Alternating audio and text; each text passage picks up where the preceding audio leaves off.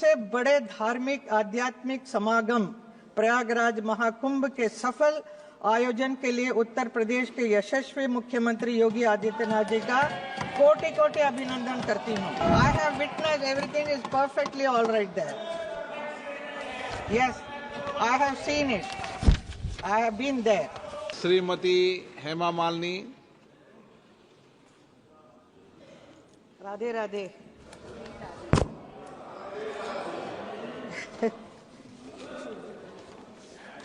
To 2005-06 के budget पर सदन में चर्चा हो रही है। इस विषय में मुझे भी भाग लेने का अवसर मिला है, इसके लिए आपका मैं बहुत बहुत धन्यवाद प्रकट करती हूँ।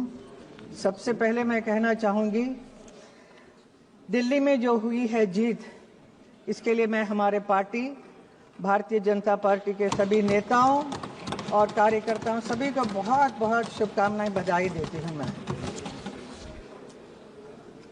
महोदय, वित्त मंत्री निर्मला सीतारामन जी मोदी जी के सरकार में नारी शक्ति का प्रतीक तो है, साथ ही ग्लोबल लेवल पर भी आज वो भारत की नारी शक्ति का गौरव के साथ रिप्रेजेंट कर रही हैं। एक महिला सांसद के नाते मुझे उन पर बहुत ही गर्व है। निर्मला जी का ये लगातार 8वां बजट है, जो एक रिकॉर्ड है। उनके इस असाधारण उपलब्धियों के लिए मैं उन्हें बहुत बहुत बधाई देती हूँ।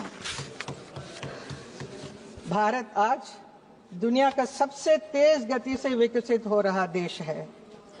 प्रधानमंत्री श्री नरेंद्र मोदी जी के मार्गदर्शन में वित्त मंत्री निर्मला जी ने जिस प्रकार इस संकट काल में, कठिन परिस्थितियों में देश की अर्थव्यवस्था को टॉप पर लेकर आई है, उसके लिए मैं उन्हें बहुत बहुत बधाई देती हूं। और उन्हें इतना ही कहना चाहूंगी कि जलाने वाले जलाते ही हैं चिराग आखिर, ये क्या कहां की हवा तेज है जमाने की। अध्यक्ष महोदय, महाकुंभ के विषय में कुछ बोलना चाहूंगी। मैं उत्तर प्रदेश से सांसद हूं, जहां तीर्थराज प्रयाग में भारत की महान सांस्कृतिक परंपरा का महाकुंभ चल रहा है। इस महाकुंभ में भाग लेने के लिए देश विदेश से करोड़ों लोग यहां आकर स्नान करने के लिए आ रहे हैं। मैं विश्व के सबसे बड़े धार्मिक आध्यात्मिक समागम प्रयागराज महाकुंभ के सफल आयोजन के लिए उत्तर प्रदेश के यशस्वी मुख्यमंत्री योगी आदित्यनाथ जी का कोटि कोटि अभिनंदन करती हूँ। I have witnessed everything is perfectly all right there. Yes, I have seen it, I have been there. अध्यक्ष महोदय, सरकार के तीसरे कार्यकाल में 3 गुना तेज गति से काम हो रहा है। सौभाग्य से मथुरा के सांसद के रूप में मेरा भी ये तीसरा कार्यकाल है और मथुरा में भी 3 गुना तेज गति से जो काम हो रहा है, उसके लिए मैं मोदी जी और योगी जी को बहुत बहुत धन्यवाद करती हूँ, जो मुझे हर समय और योगी जी को बहुत बहुत धन्यवाद करती हूँ, जो मुझे हर समय सहयोग मिलता रहता है। आभार व्यक्त करती हूँ। अध्यक्ष महोदय, मोदी जी की सरकार में आज देश बड़े निर्णयों और नीतियों को असाधारण गति से लागू होते देख रहा है। इन निर्णयों में गरीब, वंचित, मध्यम वर्ग, युवा, महिलाओं, किसानों को सर्वोच्च प्राथमिकता मिली है।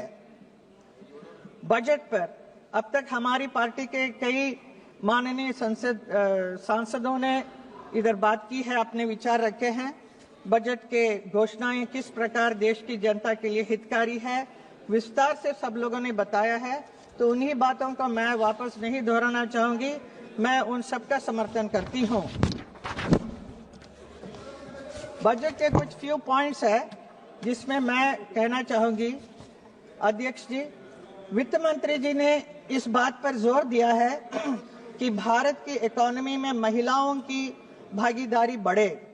उन्होंने 70% महिलाओं का आर्थिक गतिविधियों से जुड़ने के लिए कदम उठाने की बात की है।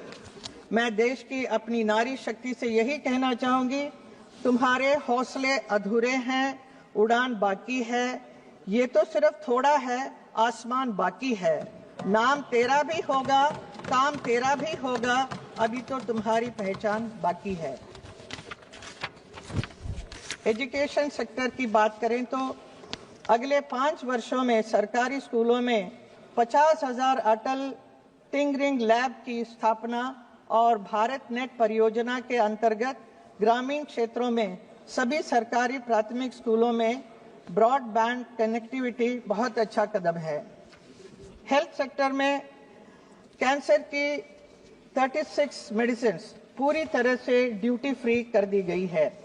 अगले 3 वर्षों में सभी जिला अस्पतालों में ये डे केयर कैंसर सेंटर स्थापित करने की सुविधाएं प्रदान करने का निर्णय किया गया होगा। यूथ सेक्टर में बजट में देश के युवा के लिए स्टार्टअप के लिए लोन सीमा को 10 करोड़ रुपए से बढ़ाकर 20 करोड़ रुपया किया गया है। अध्यक्ष महोदय, टैक्स विषय में इस बजट में एक हिस्टोरिकल और पॉपुलर घोषणा की गई है, जिससे पूरे देश के मिडिल क्लास और सैलरी क्लास के बीच खुशी की लहर दौड़ रही है।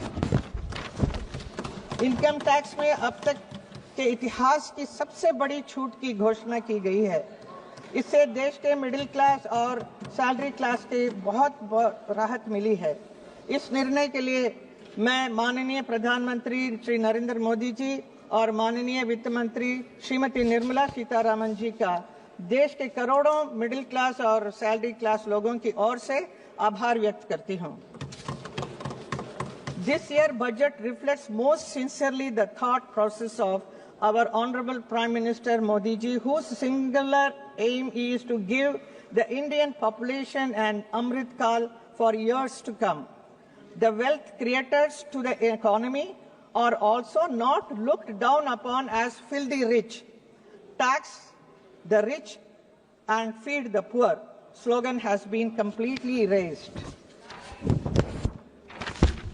महोदय, हम सबको गर्व होना चाहिए कि हमारे देश में पहली बार ऐतिहासिक world audio visual entertainment summit यानी वेव्स का आयोजन हुआ है। ये है नए भारत की पहचान। कला और फिल्म इंडस्ट्री के प्रतिनिधि होने के नाते मुझे भी इस समिट में पार्टिसिपेट करने का अवसर मिला। प्रधानमंत्री जी के साथ इस अवसर मिला था। इसके लिए मैं हमारे प्रधानमंत्री और आईएमबी मिनिस्टर अश्विनी वैष्णव जी का आभार व्यक्त करती हूं। अध्यक्ष जी यमुना हमारी महान आध्यात्मिक परंपरा और संस्कृति में यमुना मैया की आध्यात्मिक महत्व है, मथुरा वृंदावन की पहचान है, जीवन रेखा है। पिछले मथुरा वृंदावन में जितने नाले वगैरह हैं उसको बंद करने की कोशिश की, लेकिन फिर भी हम लोग कामयाब नहीं रहे, क्योंकि जो यमुना की जो अशुद्ध जल जो आ रहा है वो दिल्ली से आ रहा था। तो हम उस वक्त दूसरी पार्टी राज कर रहे थे, तो हम कुछ कर नहीं सके। तब हम सिर्फ हमारे ब्रजवासियों को इतना ही कहते रहे कि सब ठीक हो जाएगा, जल्द ठीक हो जाएगा। आज उम्मीद की किरणें आई है।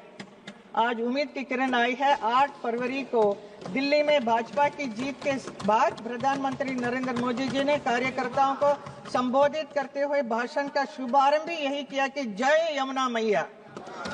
उनसे की यमुना नदी को दिल्ली की पहचान बनाने की बात की।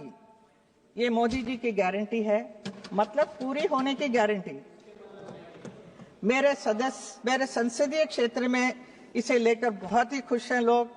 इतने खुश हैं कि मैं बयान नहीं कर सकती हूँ। यमुना अब स्वच्छ हो जाएगा।